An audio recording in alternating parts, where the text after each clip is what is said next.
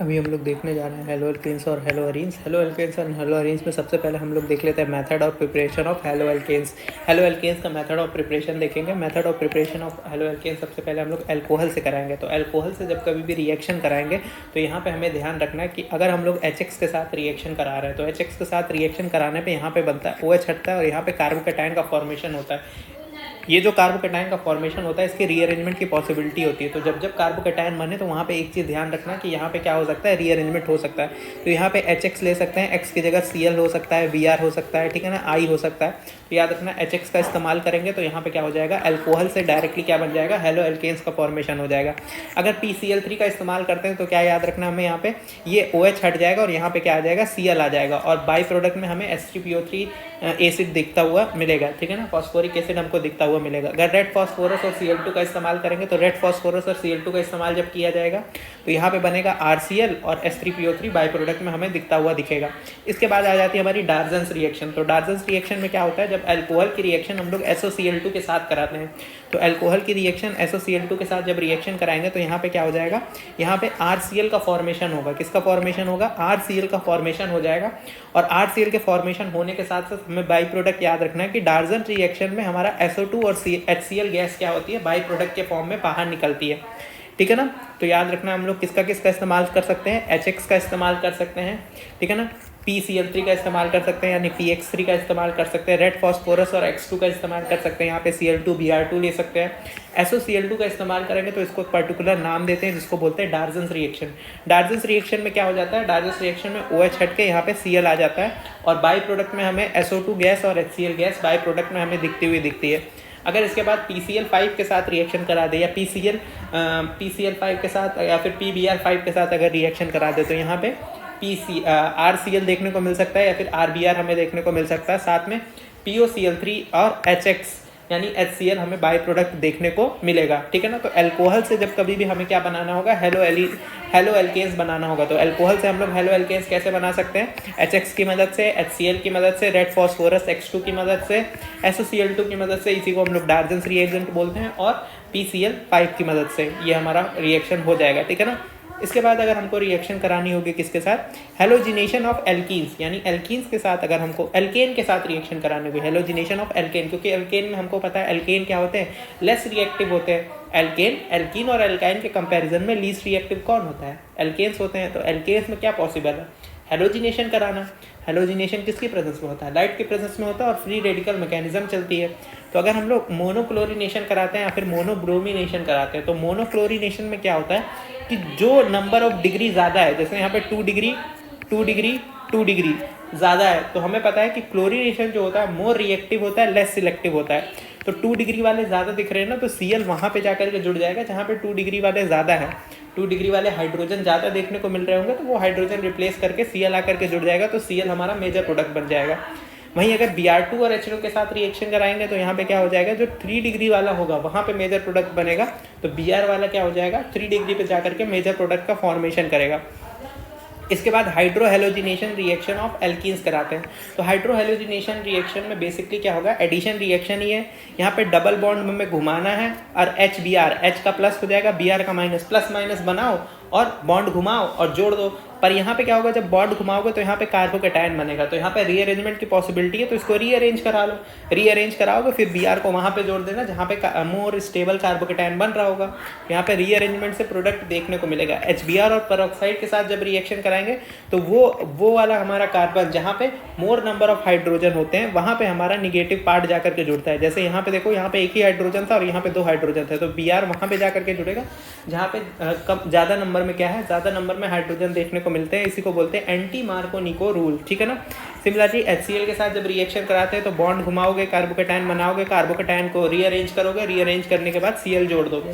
तो किसके किसके साथ रिएक्शन देखी हमने अल्कोहल के साथ रिएक्शन देखी। अल्कोहल के केस में हम लोग HCl के साथ रिएक्शन करा सकते हैं, PCl3 के साथ रिएक्शन करा सकते हैं, रेड फॉस्फोरस X2 के साथ रिएक्शन करा सकते हैं, SOCl2 के साथ रिएक्शन करा सकते हैं, PCl5 के साथ रिएक्शन करा सकते हैं। ये क्या करता है, डायरेक्ट अल्कोहल को किस में बदल देगा, अल्कोहल को चेंज कर देगा एल्काइल या फिर हेलो एल्केन्स में, ठीक है ना। एल्काइल हैलाइड बोल दो या फिर क्या कहते हैं, हेलो एल्केन्स बोल दो। तो ये हेलो एल्केन्स का method of preparation from alcohol था, फिर उसके बाद हमारे मेथड ऑफ प्रिपरेशन किसके साथ हो जाएगा, एल्केन्स के साथ हो जाएगा, और लास्टली हमारा मेथड ऑफ प्रिपरेशन एल्कीन्स के साथ हो जाएगा। इसके बाद जो रिएक्शन आती है उसको बोलते हैं हैलोजन एक्सचेंज मेथड। तो हैलोजन एक्सचेंज मेथड आती है, तो हैलोजन एक्सचेंज मेथड में हमको क्या याद रखना है, फ्रेंकल-स्टीन रिएक्शन। तो फ्रेंकल-स्टीन वो थे जिनको स्त्री मूवी बहुत पसंद आई थी, तो ये क्या करते थे, मूवी के बाहर निकलने के बाद यही बोलते थे, नहीं आई आई आई वो तो आई नहीं, ठीक है ना। तो इनको आई बहुत ज़्यादा पसंद था, ठीक है ना, श्रद्धा कपूर के फ़ैन थे फ्रेंकल-स्टीन, तो इन्होंने बोला नहीं आई आई आई वो तो आई नहीं, तो आई नहीं आई, तो इन्होंने क्या किया, सीधा यहाँ पे एक्स हटाया, एक्स को हटाओ और आई को लगाओ, ठीक है ना। किसके फैन थे, NaI, नहीं आई आई आई, ठीक है ना। तो फ्रेंकल-स्टीन रिएक्शन में NaI के साथ रिएक्शन कराएंगे, पोलर एप्रोटिक सॉल्वेंट का इस्तेमाल कर सकते हैं, जैसे कि डाईमिथाइल सल्फा ऑक्साइड या फिर एसीटोन का इस्तेमाल कर सकते हैं। यहाँ पे याद रखना है Cl और Br, इन दोनों में से कुछ भी ले सकते हैं, Cl Br कुछ भी ले सकते हैं, और हेलोजन एक्सचेंज हो जाएगा, यानी Cl की जगह पे I आ जाएगा या Br की जगह पे I आ जाएगा, ठीक है ना। और बाई प्रोडक्ट में हमें X जो यहाँ पे लगाएंगे बस वही Na के साथ उसको चिपका देना है, ठीक है ना। इसके बाद आती है शॉर्ट्स रिएक्शन। इनके नाम में शॉर्ट्स था, इनके पापा ना बहुत बड़े फ़ैन थे किसके, KGF के, तो अपने बच्चे का नाम रख दिया था क्या, स्वार्ट्स। तो बच्चा जब बड़ा हुआ तो बोला मेरा बाप इंस्पायर था KGF से, मैं इस्तेमाल करूँगा AGF, ठीक है ना। उन्होंने बोला KGF मेरे पापा को पसंद था तो मैं इस्तेमाल करूँगा AGF, तो इन्होंने AGF का इस्तेमाल करके पहला फ्लोरीनेटेड कंपाउंड बनाया, ठीक है ना। जैसे रॉकी भाई यूनिक थे वैसे ही इन्होंने फ्लोराइड कंपाउंड बनाया, यानी इन्होंने हेलो एल्केन तो बनाया, इन्होंने फ्लोरो एल्केन बना दिया। तो फ्लोरो एल्केन बनाने का एक ही माध्यम है, वो है कौन, स्वार्ट्स रिएक्शन। तो स्वार्ट्स ने बचपन में ही सोचा था, वो मेरे पापा को KGF पसंद थी इसलिए मैं AGF का इस्तेमाल करूँगा, तो स्वार्ट्स ने किसका इस्तेमाल किया, AGF का इस्तेमाल किया। यहाँ पे हम लोग कुछ भी ले सकते हैं, यहाँ पे Cl ले सकते हैं, Br ले सकते हैं, I ले सकते हैं। जैसे इसके पहले फ्रेंकल-स्टीन थे, फ्रेंकल-स्टीन क्या करते थे, यहाँ पे मान लो Cl लगा हुआ है, उनको कौन सी मूवी पसंद थी, स्त्री, तो बोलते थे नहीं आई आई आई वो तो आई नहीं, तो यहाँ पे आई आ जाएगा। और आई को अगर रिप्लेस करना होगा तो स्वार्ट्स रिएक्शन करा दो, यानी AGF करा दो, तो यूनिक मॉलिक्यूल बनेगा फ्लोरो एल्केन, तो फ्लोरो एल्केन यूनिक है ना, रॉकी भाई की तरह, तो ये बन जाएगा RF, ठीक है। तो ये हमारा हो गया रिएक्शन, ठीक है। अब इसके बाद हम लोग करा देते हैं क्या, हेलोजिनेशन रिएक्शन। तो हेलोजिनेशन रिएक्शन में हमें याद रखना है, हेलोजिनेशन रिएक्शन में हमेशा एंटी प्रोडक्ट बनता है। तो यहाँ पे हम लोग Cl2 और H2O का इस्तेमाल कर सकते हैं, ICl का इस्तेमाल कर सकते हैं। ICl को बोलते हैं इंटर हेलोजन कंपाउंड, यानी दोनों हेलोजन है, I भी हेलोजन है, Cl भी हेलोजन है, इसको बोलते हैं इंटर हेलोजन कंपाउंड। और Br2CCl4 की प्रेजेंस में, तो Br2CCl4 की प्रेजेंस में क्या कराता है, एंटी एडिशन कराता है। तो ये दोनों एंटी में जुड़ेंगे, यहाँ ऐसे दिखा है पर हमें वेज और डैश से बनाना पड़ेगा। सिमिलरली जब Cl2 और H2O का इस्तेमाल करेंगे तो OH और Cl कहाँ पे आकर के जुड़ेगा, एंटी में आकर के जुड़ेगा। अगर ICl का हम लोग रिएक्शन कराएंगे तो Cl और I कहाँ पे आकर के जुड़ेगा, एंटी में आकर के जुड़ेगा। तो ये चीज़ हमको याद रखनी है जब कभी भी हम लोग हेलोजिनेशन कराएंगे एल्कीन्स का। तो एल्कीन्स पे दोनों पॉसिबल है, एल्कीन्स पे अपन यहाँ से एडिशन रिएक्शन भी करा सकते हैं, देखो हाइड्रोहेलोजिनेशन ऑफ एल्कीन करा सकते हैं, और यहाँ से हेलोजिनेशन ऑफ एल्कीन्स भी करा सकते हैं, ठीक है ना, क्योंकि alkenes are more reactive, that is why ये रिएक्शन हमारी HBr की प्रेजेंस में हो रही है, HBr परऑक्साइड HCl इनकी प्रेजेंस में हो रही है। और पोलर प्रोटिक सॉल्वेंट का इस्तेमाल कर लेंगे हम लोग Cl2 और H2O का, तो एंटी एडिशन हो जाएगी, ठीक है ना। और ICl के साथ रिएक्शन कराएंगे तो यहाँ पे Cl और I आकर के जुड़ जाएगा। Br2CCl4 के साथ रिएक्शन करेंगे तो Br और Br आकर के जुड़ जाएगा, कौन सी पोजीशन पे, एंटी पोजीशन पे आकर के जुड़ जाएगा, ठीक है।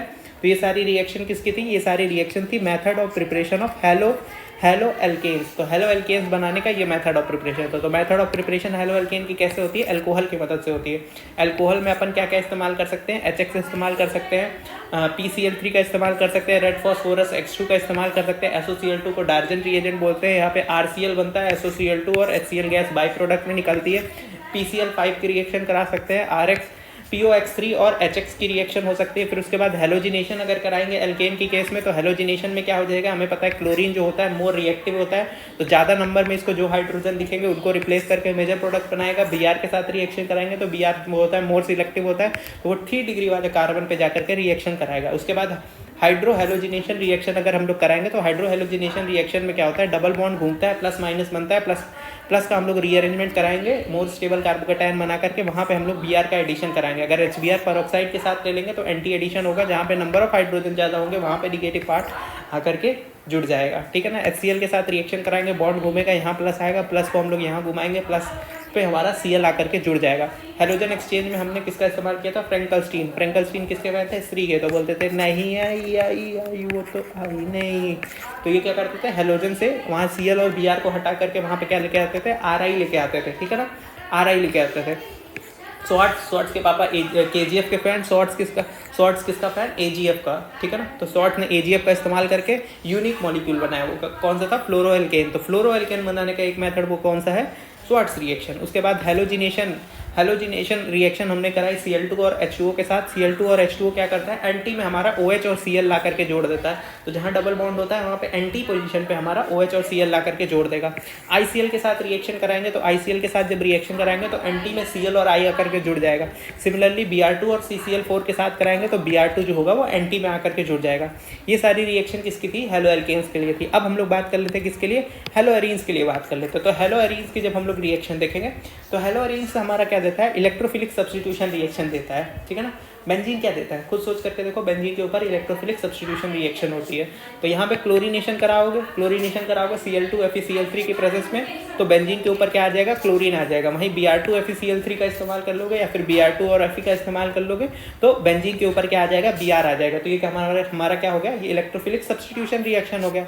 अब इसके बाद की जो रिएक्शन है वो बहुत ज़्यादा इंपॉर्टेंट है, उसको बोलते हैं एनिलीन के साथ, ठीक है। इसमें बेंजीन डाइएजोनियम क्लोराइड बन जाता है, BDC, benzene diazonium chloride, N2Cl। और हमें पता है N2 क्या है? N2 एक बहुत अच्छा लीविंग ग्रुप है। तो अगर हम लोग ने ये बना लिया ना तो समझो ये मास्टर की है, ठीक है ना। अगर ये बना लिया, इसके बाद हम लोग कोई भी मॉलिक्यूल बना सकते हैं, ठीक है ना। तो ये मॉलिक्यूल मास्टर की होता है बनाने का। अगर N2Cl बना लिया उसके बाद अपन कुछ भी बना सकते हैं, ठीक है ना। तो इसमें इस्तेमाल किसका करते हैं? इसमें इस्तेमाल करते हैं हम लोग एनिलीन का। और एनिलीन को हम लोग कम टेम्परेचर पे लेके जाते हैं, लगभग 0 to 5 डिग्री सेल्सियस पे। और ये हमारी एनिलीन हो गई। सपोज करिए NH2 एनिलीन हो गई।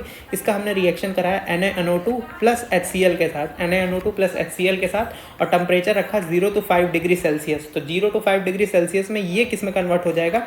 ये कन्वर्ट हो जाता है N2Cl में। किस में? N2Cl में। और यहाँ N2 के ऊपर प्लस और Cl के ऊपर माइनस। अब जो N2Cl बना है ना, अब इस N2Cl में हमको याद रखिए इसके साथ हम लोग कुछ भी बना सकते हैं। तो एक आदमी था, वो आदमी जो था ना वो गटर में रहता था, कि उसकी सोच गटर वाली थी। लोगों को कॉपर का बर्तन, चांदी का बर्तन, ये सब जो दिया जाता है ना उसमें पानी पीते हैं। लेकिन ये जो गटर वाला आदमी था ना, ये कॉपर के बर्तन में एसिड भर के रखता था। तो गाटरमैन रिएक्शन में हमको याद रखना है यहाँ पे कॉपर में एसिड रहेगा, और जैसा एसिड रहेगा वैसा हमारा हेलो एरीन्स बनेगा। अगर यहाँ पे Cu के साथ हमने HCl का इस्तेमाल किया तो ये पीएच के ऊपर Cl आकर के जुड़ेगा। अगर Cu के साथ हमने HBr का इस्तेमाल किया तो यहाँ पे पीएच के ऊपर क्या आएगा? Br आकर के जुड़ जाएगा, ठीक है ना। तो गाटरमैन इनकी सोच वही गटर वाली। ये कॉपर के बर्तन में क्या स्टोर करते थे? कॉपर के बर्तन में ये एसिड स्टोर करके रखते थे। इसीलिए जब इसको बोलते थे इसकी बुद्धि गटर वाली है, कि भाई कॉपर के बर्तन में पानी रखेगा आदमी, है ना, और ये क्या है? एसिड रखता है, ठीक है ना। और इसके बाद हमारा आता है KI जो है, ये हमारा एक अच्छा मेथड हो जाता है क्या? आयोडाइड बनाने के लिए। तो आयोडाइड हम लोग किससे बना रहे थे? अगर हेलो एल्केन्स में आयोडाइड वाला बनाना होता तो ठीक है ना, आइडो एल्केन बनाना तो हम लोग इसका इस्तेमाल करते थे फ्रैंकलस्टीन। नहीं आई वो तो आई नहीं। तो अगर हेलो एल्केन्स में हमको बनाना होगा तो यहाँ पे RX के साथ हम लोग NaI का इस्तेमाल करेंगे, तो यहाँ पे Ri बन जाएगा। अब हेलो एरीन्स में बनाना है तो हेलो एरीन्स में हमने क्या बनाया? सबसे पहले हमने N2Cl बनाया। किसके प्रेजेंस में? NaNO2 प्लस HCl के प्रेजेंस में हमने ये बनाया। NaNO2 और HCl के प्रेजेंस में N2Cl हमने बनाया, बेंजीन डाइएजोनियम क्लोराइड। और यहाँ पे हमने KI के साथ रिएक्शन करा दी। तो जब KI के साथ रिएक्शन कराएंगे तो N2Cl हट जाएगा और यहाँ पे PHI आकर के जुड़ जाएगा, ठीक है ना। तो PHI आकर के जुड़ जाएगा, ठीक। सीसीस रिएक्शन है, दिया नहीं हुआ है तो हम भी याद नहीं करेंगे। अब इसके बाद आ जाती है बाल सीमन रिएक्शन। सीमन, देखो इनके नाम में सीमन है, तो अगर नाम में सीमन है तो ये फक ही करेगा, और फक के लिए यहाँ पे क्या आएगा? F आएगा, ठीक है ना। तो यहाँ पे NaBF4 का इस्तेमाल करते हैं, सॉरी HBF4 का इस्तेमाल करते हैं, ठीक है ना। तो HBF4 in the presence of heat ये क्या करेगा? N2Cl को बना देगा किसमें? PHF में।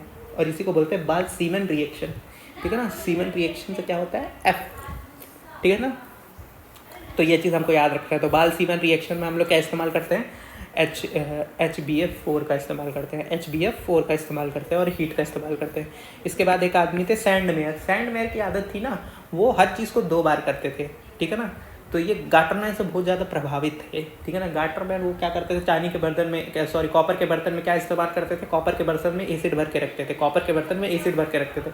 और इनको क्या था, ये उनसे प्रभावित थे, पर इनको हर चीज़ दो बार करना होता था, जो भी करेंगे 2 बार करेंगे। तो जैसे उन्होंने क्या इस्तेमाल किया था, कॉपर प्लस HCl, तो ये Cu2Br2 इस्तेमाल करते हैं हर चीज़ को 2 बार, कॉपर भी 2 बार, Br भी 2 बार, Cu2Br2 या फिर Cu2Cl2। तो इनकी आदत थी सैंड मेयर की हर चीज़ को 2 बार करने की, तो Cu2Br2। अब जैसे गाटरमैन भी क्या इस्तेमाल करते थे, कॉपर और HCl, कॉपर के बर्तन में एसिड, ये इन्होंने भी क्या इस्तेमाल किया, कॉपर, लेकिन इन्होंने 2 बार इस्तेमाल किया, यानी Cu2Br2 और ये Cu2Cl2 in the presence of HCl, in the presence of HCl।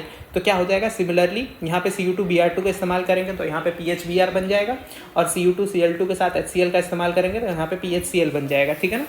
यहाँ पे ब्रोमोबेंजीन और क्लोरोबेंजीन का फॉर्मेशन हो जाएगा। तो ये था हमारा method of preparation of hello arenes का मेथड ऑफ प्रिपरेशन था, ठीक है। अब इसके बाद आ जाता है न्यूक्लियोफिलिक सब्स्टिट्यूशन रिएक्शन। तो न्यूक्लियोफिलिक सब्स्टिट्यूशन रिएक्शन में क्या होता है, न्यूक्लियोफाइल सब्स्टिट्यूशन का मतलब क्या होता है, सब्स्टिट्यूशन का मतलब होता है कि जब एक प्लेयर इंजर्ड हो जाए तो उसकी जगह पे दूसरा प्लेयर आ जाए। जैसे हर टीम में 11 प्लेयर होते हैं, लेकिन कितने प्लेयर खेल रहे हैं, तो 10 ही प्लेयर खेल रहे होते हैं। तो अगर कोई बैट्समैन इंजर्ड होगा तो बैट्समैन को कौन रिप्लेस करेगा, बॉलर नहीं, बैट्समैन ही। तो सिमिलरली अगर न्यूक्लियोफिलिक सब्स्टिट्यूशन रिएक्शन है तो न्यूक्लियोफाइल को सब्स्टिट्यूट कौन करेगा, न्यूक्लियोफाइल। तो वैसे यहाँ पे एक्स क्या है, न्यूक्लियोफाइल, इसको सब्स्टिट्यूट कौन करेगा, न्यूक्लियोफाइल। तो यहाँ पे एक्स हट करके यहाँ पे कौन आ जाएगा, न्यूक्लियोफाइल आकर के जुड़ जाएगा। तो यहाँ 2 तरह की हमारी सब्स्टिट्यूशन होती है, एक SN1 रिएक्शन और एक SN2 रिएक्शन। SN1 रिएक्शन में हमको याद रखना है, SN1 रिएक्शन में कार्बोकेटायन का फॉर्मेशन होता है। क्या होता है, कार्बोकेटायन का फॉर्मेशन होता है। और कार्बोकेटायन का जो फॉर्मेशन होता है उसी से हम लोग रिएक्शन की काइनेटिक्स को पढ़ पाते हैं। यानी अगर हमें रिएक्शन की काइनेटिक्स को समझना है तो कार्बोकेटायन के फॉर्मेशन की स्टडी करी जाती है। क्यों, क्योंकि वो स्लो स्टेप होता है, और हमें पता है रिएक्शन की काइनेटिक्स हम लोग तभी स्टडी कर सकते हैं जब वो एक स्लो रिएक्शन हो, ठीक है ना। और यहाँ पे रेट डिटरमाइनिंग स्टेप कौन सा होता है, फॉर्मेशन ऑफ कार्बोकेटायन। उसके बाद यहाँ कार्बोकेटायन बन रहा है, तो जब कार्बोकेटायन बनेगा वहाँ पे किसकी पॉसिबिलिटी हो जाती है, रीअरेंजमेंट की पॉसिबिलिटी हो जाती है। तो यहाँ पे भी क्या होगा, रीअरेंजमेंट होगा। उसके बाद बात कर लेते हैं रेट डिपेंड करता है सिर्फ सबस्ट्रेट पे। यहाँ पे रेट जो होता है, जो RX हम लोग सबस्ट्रेट ले रहे हैं, सिर्फ उसके ऊपर डिपेंड करेगा। न्यूक्लियोफाइल कितना लिए हैं, कम लिए हैं, ज़्यादा लिए, उस पर फ़र्क नहीं पड़ेगा। यहाँ पे रेट किसके ऊपर डिपेंड करेगा, रेट डिपेंड करेगा हमारा सबस्ट्रेट के ऊपर, ठीक है ना। तो ऑर्डर ही पावर होती है, यहाँ रेट हमारी पावर 1 में है, तो ऑर्डर ही पावर होती है, तो ऑर्डर कितना हो जाएगा 1। तो मॉलिक्यूलरिटी भी कितनी देखने को मिल रही है यहाँ पे 1। अगर स्टेबिलिटी, रेट ऑफ रिएक्शन की बात करें तो rate of reaction directly proportional होता है कार्बोकेटायन की स्टेबिलिटी से। जितना ज़्यादा कार्बोकेटायन स्टेबल होगा उतनी ज़्यादा हमको रेट ऑफ रिएक्शन देखने को मिलेगा। यहाँ पे 3 डिग्री, 2 डिग्री, 1 डिग्री, ये क्या हमारी रेट ऑफ रिएक्शन है। और अगर यहीं पे हम लोग बात कर लेते हैं किसकी, यहीं पे बात कर लेते हैं कि हमारा जो हम लोग सबस्ट्रेट ले रहे हैं उसकी रिएक्टिविटी कितनी ज़्यादा है। तो सबस्ट्रेट की रिएक्टिविटी होती है RI, RBr, RCl, RF। तो यहाँ पे RI की रिएक्टिविटी क्यों ज़्यादा है, क्योंकि देखिए R और I के बीच में बॉन्ड लेंथ जो होगी वो ज़्यादा होगी, वहीं R और F के बीच में बॉन्ड लेंथ कम होगी।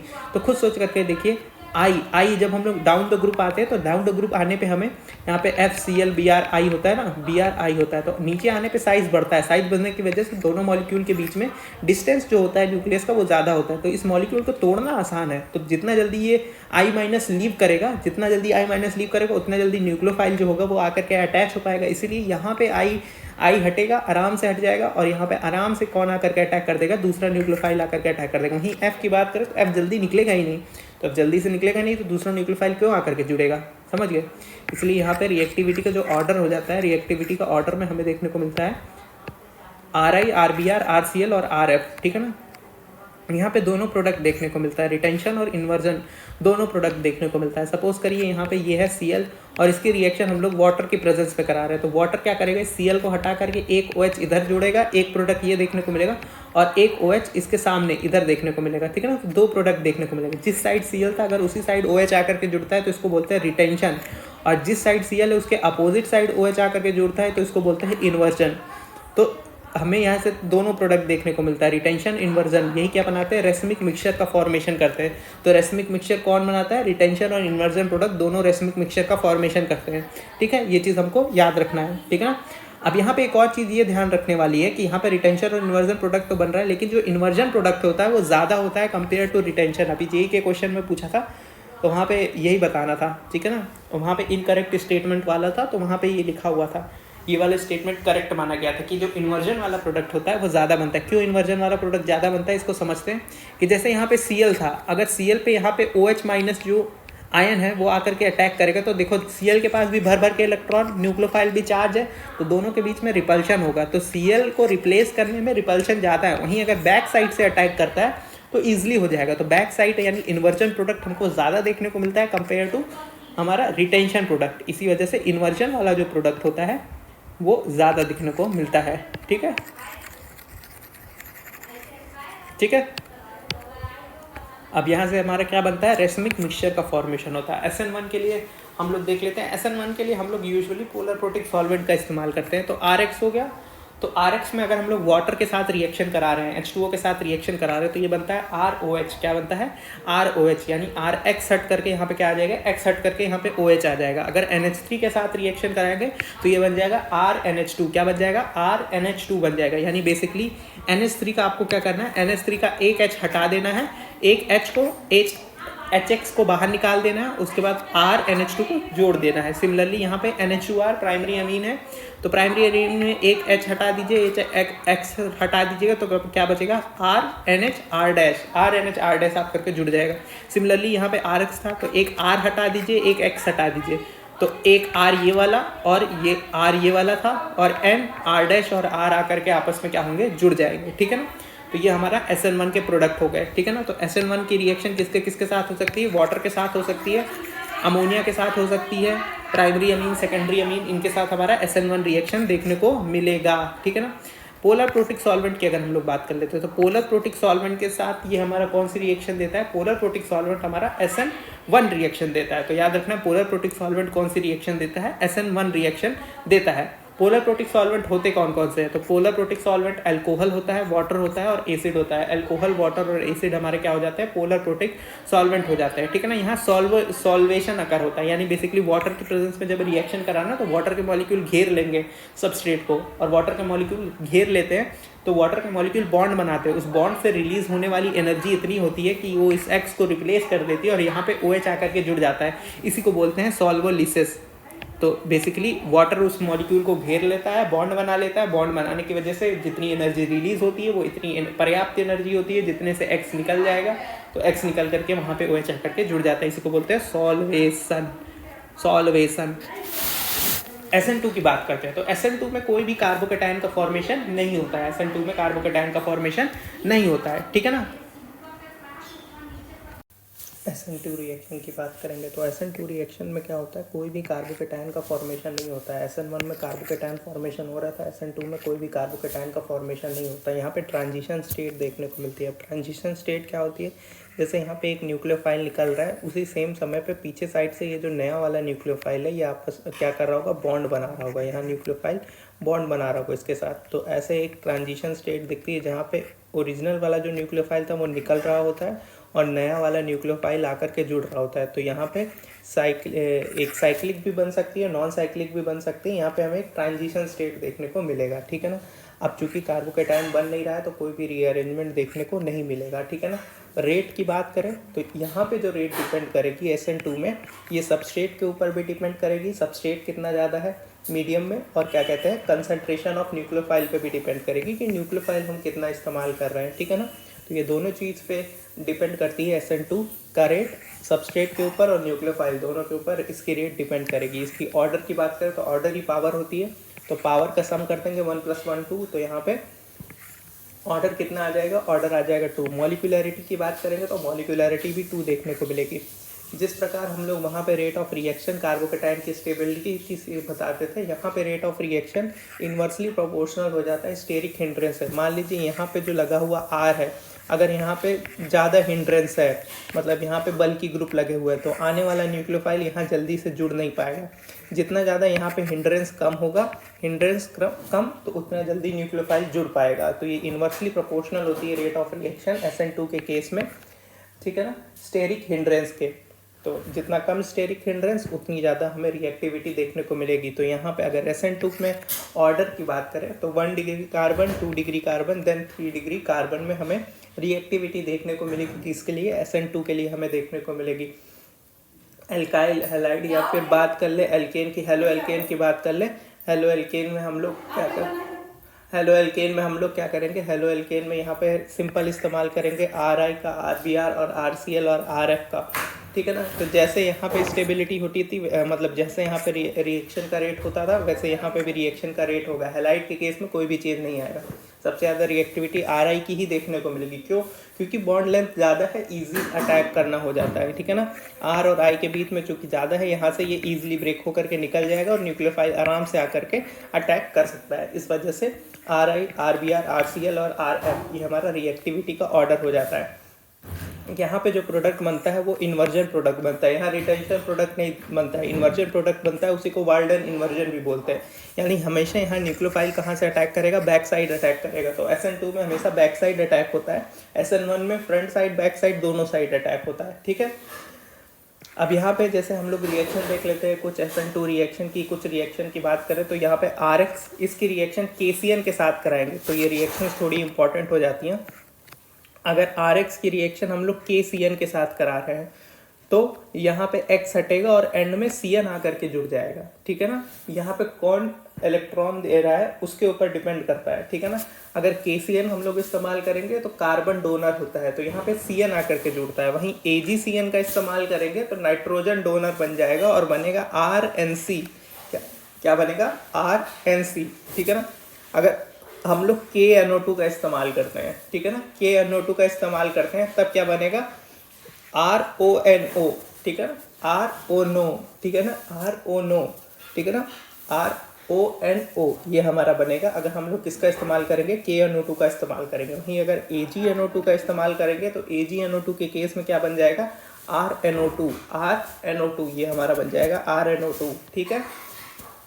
अब यहाँ पे याद रखना है, जैसे SN1 reaction polar protic solvent में हो रही थी, वैसे पोलर ए प्रोटिक सॉल्वेंट में SN2 रिएक्शन होती है।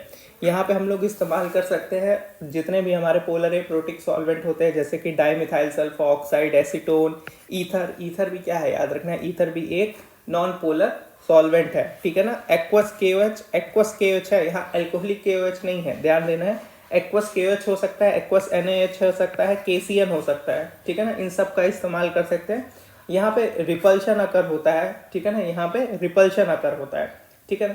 और कुछ और बातें जान लेते हैं यहाँ पे SN1 SN2 के बारे में। जैसे यहाँ पे अगर हम लोग बात करें 2 डिग्री एल्काइल हैलाइड, तो जो 2 डिग्री वाला एल्काइल हैलाइड होता है वो SN1 भी दे सकता है और SN2 भी दे सकता है, ठीक है। जो 2 डिग्री वाला होता है, 1 डिग्री वाला हमें ना ही SN1 रिएक्शन देगा ना ही SN2 रिएक्शन देगा। और 3 डिग्री वाला अगर होगा तो 3 डिग्री वाला हमें SN2 नहीं देता है, SN1 रिएक्शन दे सकता है। क्योंकि 3 डिग्री वाले में 3 डिग्री कार्बोकेटायन बनेगा, 3 डिग्री कार्बोकेटायन ज़्यादा स्टेबल होगा और ज़्यादा स्टेबल होने की वजह से रिएक्शन दे सकता है। लेकिन 3 डिग्री वाले कार्बोकेटायन में बल्कीनेस ज़्यादा होगी तो SN2 रिएक्शन नहीं देगा। लेकिन जो 2 डिग्री का कार्बोकेटायन बनेगा वो SN1 भी दे सकता है, SN2 भी दे सकता है। अब SN1 कब देगा, SN2 कब देगा? देखो SN1 तब देगा जब हम लोग वीक न्यूक्लियोफाइल का इस्तेमाल करेंगे। अब वीक न्यूक्लियोफाइल से ही SN1 क्यों देगा? खुद सोच करके देखो कि यहाँ पे क्या बन रहा है। यहाँ पे कार्बोकेटायन बनेगा, अगर हम लोग SN1 की रिएक्शन कराएंगे तो यहाँ पे कार्बोकेटायन बनेगा, और कार्बोकेटायन तो ऑलरेडी इलेक्ट्रॉन डेफिशिएंट है ना, यहाँ पे इलेक्ट्रॉन डेफिशिएंट है, यानी इसकी लेने की इच्छा ऑलरेडी है। तो हम अपना स्ट्रॉन्ग न्यूक्लियोफाइल क्यों देंगे? जो ऑलरेडी भूखा है उसको तो कुछ भी दे दोगे, वो कुछ भी खा लेगा। तो वही लॉजिक यहाँ पे भी बैठता है कि यहाँ पे जो कार्बोकेटायन बन रहा है वो कैसा इलेक्ट्रॉन डेफिशिएंट है। तो हम लोग वीक न्यूक्लियोफाइल का इस्तेमाल करते हैं, हम लोग स्ट्रॉन्ग न्यूक्लियोफाइल नहीं इस्तेमाल करते। क्यों नहीं इस्तेमाल करते? क्योंकि वीक न्यूक्लियोफाइल से काम हो जाएगा, ये जो है ऑलरेडी भूखा मॉलिक्यूल है। लेकिन वहीं अगर हम लोग बात करते हैं कि स्ट्रॉन्ग न्यूक्लियोफाइल हमें कब इस्तेमाल करना पड़ेगा, अगर हम लोग SN2 कराना चाहते हैं तो SN2 के केस में हमको पता है कार्बोकेटायन तो बनता नहीं है। अब कार्बोकेटायन बनता नहीं है तो हमें पता है आगे साइड से यहाँ पे ट्रांजिशन स्टेट आती है, ठीक है ना, यहाँ X लगा होता है और पीछे साइड से कौन आ रहा होता है? न्यूक्लियोफाइल। तो यहाँ ऑलरेडी रिपल्शन है, तो अगर हम लोग हल्का फुल्का न्यूक्लियोफाइल भेज देंगे तो क्या करेगा? ये जो रिपल्शन के कारण उस न्यूक्लियोफाइल को जुड़ना ही नहीं देगा। अगर ये पावरफुल न्यूक्लियोफाइल नहीं होगा तो ये वाला जो X रहेगा ये निकलेगा ही नहीं, है ना। तो हमें क्या करना पड़ता है? एक पावरफुल न्यूक्लियोफाइल का इस्तेमाल करना पड़ता है ताकि ये X निकल पाए और हमारा न्यूक्लियोफाइल आकर के जुड़ पाए। इसलिए याद रखना SN2 में हमें स्ट्रॉन्ग न्यूक्लियोफाइल की जरूरत पड़ती है। क्यों? क्योंकि हमें रिपल्शन को ओवरकम करना है, और SN1 में ऑलरेडी हमारा इलेक्ट्रॉन डेफिशिएंट सेंटर यानी कार्बोकेटायन बनता है, तो उसकी भूख वैसे ही ज़्यादा है, तो हम लोग वीक न्यूक्लियोफाइल की प्रेजेंस में ये कराते हैं, ठीक है ना। अभी मैंने बोला कि अगर चार्ज डेंसिटी ज़्यादा होगी, यानी बेसिकली कार्बोकैटायन होगा, तो क्या हो जाएगा, वहाँ पे अटैक अच्छे से हो सकता है, ठीक है ना, वाटर का अटैक अच्छे से होगा, उसी को सॉल्वेशन कहते हैं। तो वहाँ पे अटैक अच्छे से होगा तो रिपल्शन क्या होगा, रिपल्शन तो कम होगा, तो उस टाइम पे न्यूक्लियोफिलिसिटी क्या होगी, कम रखनी पड़ेगी। जैसे SN1 में हमारा चार्ज डेंसिटी ज़्यादा है कार्बोकैटायन के ऊपर, तो न्यूक्लियोफिलिसिटी कम हो जाएगा, ठीक है। अब कहाँ कहाँ कौन कौन हमारा न्यूक्लियोफिलिक सब्स्टिट्यूशन रिएक्शन नहीं दे सकता है, बहुत इंपॉर्टेंट है, इस पर ध्यान देते हैं कि कौन कौन हमारा न्यूक्लियोफिलिक सब्स्टिट्यूशन रिएक्शन नहीं दे सकता है। तो जो विनाइलिक हैलाइड होते हैं, ठीक है ना, डबल बॉन्डेड कार्बन से जो अटैच हमारे जो भी हैलाइड ग्रुप्स रहेंगे, वो हमारा कभी भी न्यूक्लियोफिलिक सब्स्टिट्यूशन रिएक्शन नहीं देंगे। दूसरा, जो बेंजीन के ऊपर हैलाइड लगा होता है, जैसे क्लोरोबेंजीन, ब्रोमोबेंजीन, ठीक है ना, यहाँ पे क्लोरोबेंजीन, ब्रोमोबेंजीन, ठीक है ना, आयोडोबेंजीन, फ्लोरोबेंजीन, ये सब कभी भी हमारा न्यूक्लियोफिलिक सब्स्टिट्यूशन रिएक्शन नहीं देंगे। तीसरा, अगर ब्रिज हेड कार्बन पे प्रेजेंस है हमारा एलाइड, तो वो भी कभी भी न्यूक्लियोफिलिक सब्स्टिट्यूशन रिएक्शन नहीं देगा। तो कौन कौन नहीं देगा, विनाइलिक नहीं देगा, और हमारा क्लोरोबेंजीन, ब्रोमोबेंजीन, फ्लोरोबेंजीन, ये सब नहीं देंगे। तीसरा है हमारा ब्रिज हेड कार्बन पे अगर कोई हैलाइड प्रेजेंट होगा तो वो भी नहीं देगा, ठीक है। अब आ जाते हैं अपन इनकी प्रॉपर्टीज़ पे, केमिकल प्रॉपर्टीज़ पे आ जाते हैं, ठीक है ना। तो सबसे पहले हैलो एल्केन्स की केमिकल प्रॉपर्टी देखेंगे। तो हैलो एल्केन्स में केमिकल प्रॉपर्टी में सबसे पहले E2 यानी डीहाइड्रोहेलोजिनेशन देखते हैं। डीहाइड्रोहेलोजिनेशन का मतलब हो गया, यहाँ से हमको हाइड्रोजन भी निकालना है और हेलोजन भी निकालना है। तो डीहाइड्रोहेलोजिनेशन में सबसे पहले E2 देखेंगे। E2 में हमारा हो जाता है अल्कोहलिक KOH की प्रेजेंस में। तो अल्कोहलिक KOH की प्रेजेंस में क्या होता है, यहाँ पे हमारा Br मॉलिक्यूल निकलता है, और यहाँ पे दो पॉसिबिलिटी होती है, Br यहाँ से निकले और यहाँ का H निकले, और एक होती है पॉसिबिलिटी कि Br यहाँ से निकले और H यहाँ का निकल जाए। तो दो पॉसिबिलिटी होगी, तो दो प्रोडक्ट हमको देखने को मिलेगा, ठीक है। दो प्रोडक्ट में एक प्रोडक्ट ऐसा होगा जिसमें ब्रांचिंग ज़्यादा देखने को मिलेगी, डबल बॉन्ड कह रहा हूँ। जैसे ये डबल बॉन्ड है, एक दो ब्रांचेस देखने को मिल रहे हैं, यहाँ पे ये डबल बॉन्ड है, यहाँ पे एक ही ब्रांच देखने को मिल रहा है। तो ऐसा प्रोडक्ट जिसमें ब्रांचिंग ज़्यादा देखने को मिले उसे बोलते हैं सेटजेफ प्रोडक्ट। और जनरली सेटजेफ प्रोडक्ट जो होता है वो मेजर प्रोडक्ट होता है। सेटजेफ प्रोडक्ट क्या होता है, मेजर प्रोडक्ट होता है। और दूसरा प्रोडक्ट जो बनता है उसको हम लोग क्या बोलते हैं, हॉफमैन प्रोडक्ट। क्या बोलते हैं, हॉफमैन प्रोडक्ट बोलते हैं, ठीक है ना। यहाँ पे बेस क्या इस्तेमाल कर रहे थे, अल्कोहलिक KOH।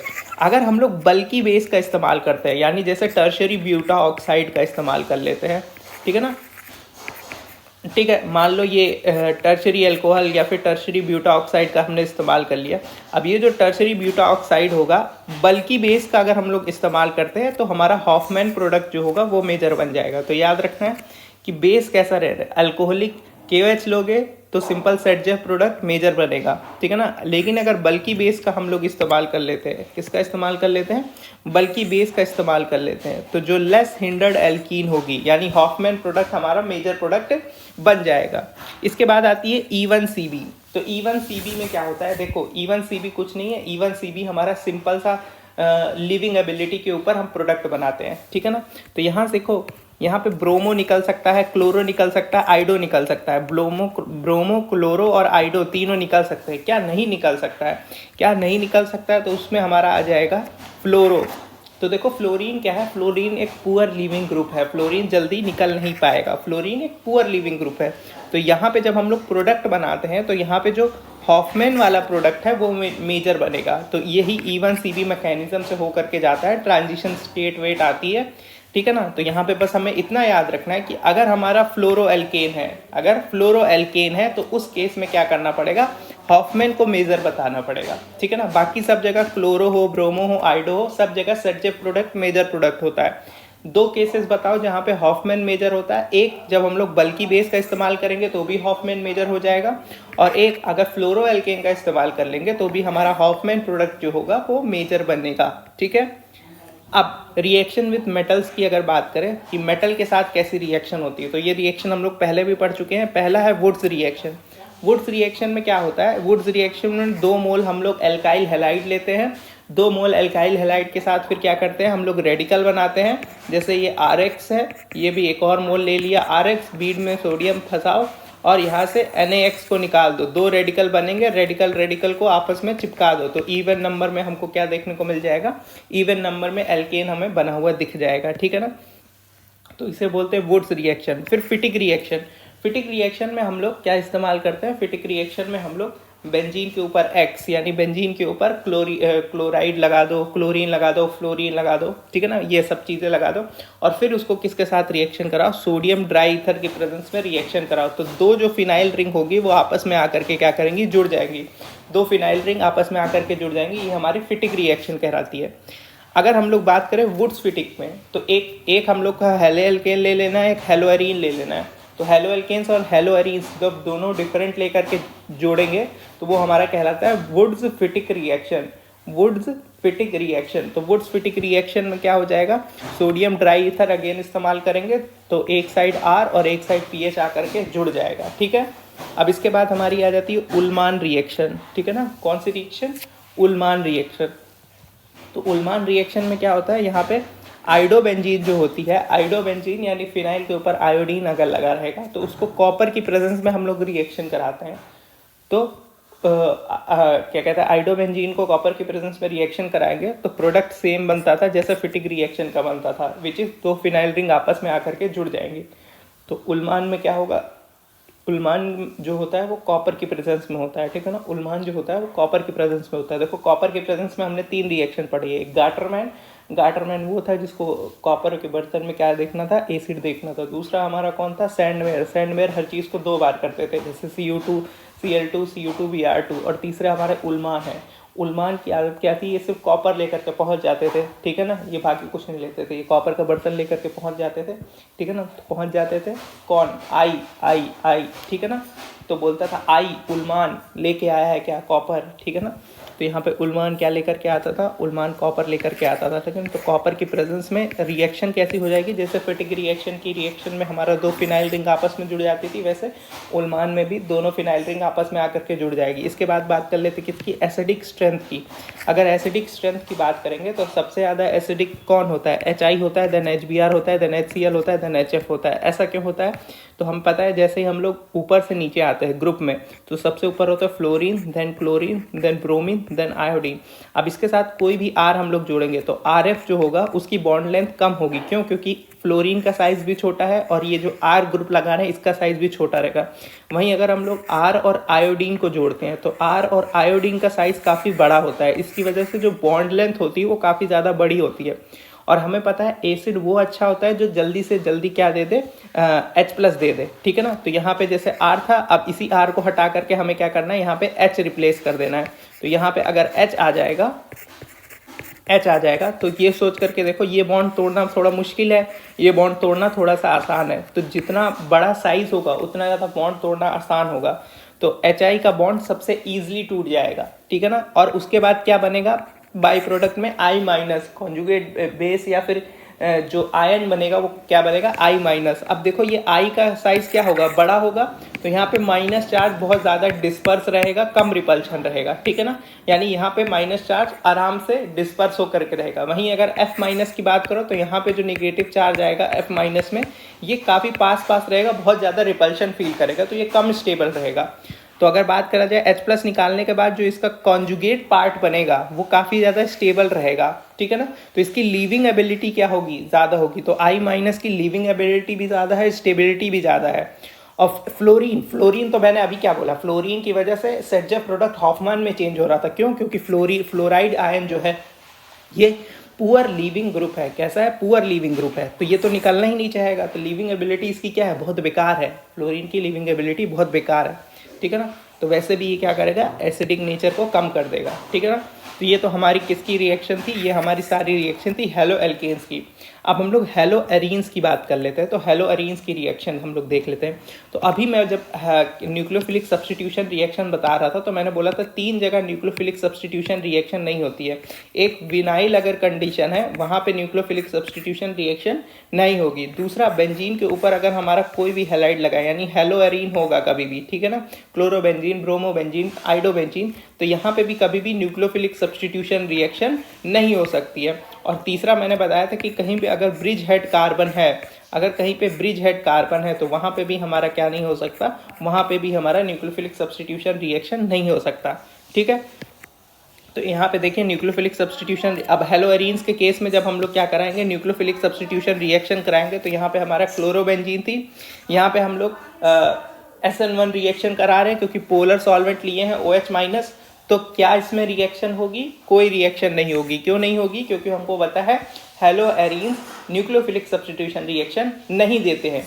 लेकिन अब हमारी तो जिद्दी आ गई, हमने कहा कि हमें चाहिए इस क्लोरोबेंजीन को हम फिनॉल में बना करके रखेंगे। तो हमें क्या करना पड़ेगा, हमें काफ़ी हाई टेम्परेचर और काफ़ी हाई प्रेशर देना पड़ेगा। लगभग कितना टेम्परेचर देना पड़ेगा? लगभग टेम्परेचर 623 केल्विन और प्रेशर 300 ATM, इतना प्रेशर हमको देना पड़ेगा। 300 ATM का प्रेशर और 623 केल्विन का टेम्परेचर देना पड़ेगा। और NaOH की प्रेजेंस में अब जब रिएक्शन कराएंगे, यानी बेसिकली अब जब हम लोग SN1 रिएक्शन कराएंगे तो वो हो जाएगा। तो अगर हमें कराना है ये प्रोसेस, यानी कि हमें कराना है न्यूक्लियोफिलिक सब्स्टिट्यूशन रिएक्शन हेलोअरीन्स में, तो हाई टेम्परेचर और हाई प्रेशर देना पड़ेगा। टेम्परेचर कितना? 623 केल्विन और प्रेशर 300 ATM। और फिर NaOH H+ की प्रेजेंस में जब हम लोग रिएक्शन कराएंगे तो ये Cl हट करके यहाँ पे क्या आ जाएगा? OH आ जाएगा। तो इसी प्रोसेस को बोलते हैं डाउस प्रोसेस। तो वैसे नॉर्मली हमारा कभी भी हेलोअरीन्स के ऊपर न्यूक्लियोफिलिक सब्स्टिट्यूशन रिएक्शन नहीं होता है। क्या न्यूक्लियोफिलिक सब्स्टिट्यूशन रिएक्शन हो सकता है? हाँ, हो सकता है। उसकी क्या कंडीशन है? हमें हाई टेम्परेचर और हाई प्रेशर देना पड़ेगा। टेम्परेचर कितना? 623 केल्विन, प्रेशर कितना? 300 ATM प्रेशर हमें रखना पड़ेगा। ठीक है, अब इसके पास आ जाओ।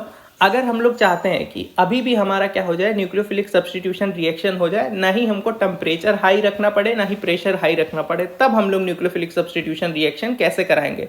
तो उसके लिए यदि हमारा इलेक्ट्रॉन विड्रॉइंग ग्रुप कोई लगा हुआ है पैरा या फिर ऑर्थो पोजीशन पे, अगर पैरा पोजीशन पे या फिर ऑर्थो पोजीशन पे कोई इलेक्ट्रॉन विड्रॉइंग ग्रुप लगा हुआ है जैसे NO2, तो उसके कारण भी हमारी जो रिएक्शन है न्यूक्लियोफिलिक सब्स्टिट्यूशन रिएक्शन वो हो सकती है। क्योंकि ये क्या करेगा, ये जो उसकी एबिलिटी है, यानी जो इलेक्ट्रॉन रखने की एबिलिटी है, उसको क्या कर देगा? कम कर देगा। डीएक्टिवेटिंग ग्रुप है NO2, क्या है? डीएक्टिवेट कर देगा। तो जब डीएक्टिवेट कर देगा तो न्यूक्लियोफिलिक सब्स्टिट्यूशन रिएक्शन हो जाएगी। जैसे यहाँ पे नाइट्रो ग्रुप भी लगा था और क्लोरो ग्रुप भी लगा था, ठीक है ना। तो मुझे पता है नाइट्रो ग्रुप क्या करेगा, बेंजीन रिंग को डीएक्टिवेट कर देगा। तो अब जब NaOH के साथ रिएक्शन कराएंगे तो रिएक्शन हो जाएगी। ये Cl हट करके यहाँ पे क्या आ जाएगा, OH आ जाएगा। तो Cl हट करके क्या आ गया है, OH आ गया है। ठीक, Cl हटेगा, OH आ जाएगा, ठीक है ना।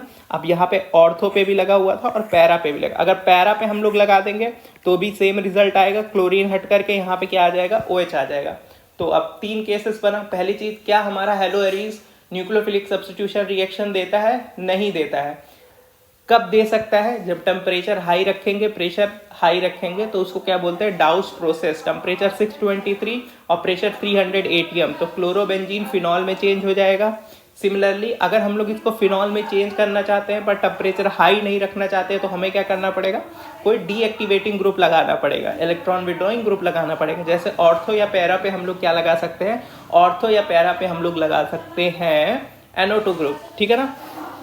और जितने ज़्यादा NO2 ग्रुप लगाओगे उतना ज़्यादा रेट ऑफ रिएक्शन होगी। तो NO2 जितना ज़्यादा उतना ज़्यादा रेट ऑफ रिएक्शन, किसके लिए, सब्स्टिट्यूशन, न्यूक्लियोफिलिक सब्स्टिट्यूशन रिएक्शन की, ठीक है ना।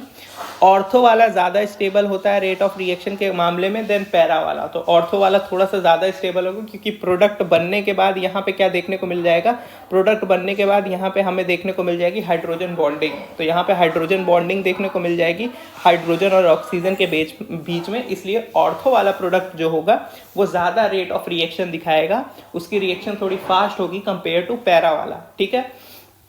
यहाँ पे अगर रिएक्टिविटी की बात कर ले कि हम लोग कौन सा हेलोअरीन का इस्तेमाल करें, तो यहाँ पे जो हेलोअरीन इस्तेमाल करेंगे वो कौन सी होनी चाहिए, चाहे पहले फ्लोरोअरीन इस्तेमाल कर सकते हैं, देन क्लोरोअरीन, देन फिर हमारा ब्रोमोअरीन और लास्टली आइडोअरीन का इस्तेमाल कर सकते हैं, ठीक है। तो ये चीज़ हमें ध्यान रखनी है। तो फ्लोरो, क्लोरो, ब्रोमो, आइडो, ये क्या है, रिएक्टिविटी ऑर्डर किसके लिए, हमारा न्यूक्लियोफिलिक सब्स्टिट्यूशन रिएक्शन के लिए, ठीक है ना। अब इलेक्ट्रोफिलिक सब्स्टिट्यूशन रिएक्शन तो हम पढ़ चुके हैं, ठीक है ना। इलेक्ट्रोफिलिक सब्स्टिट्यूशन रिएक्शन हमको पता है बेंजीन जो होती है वो क्या देती है, इलेक्ट्रोफिलिक सब्स्टिट्यूशन रिएक्शन ही तो देती है।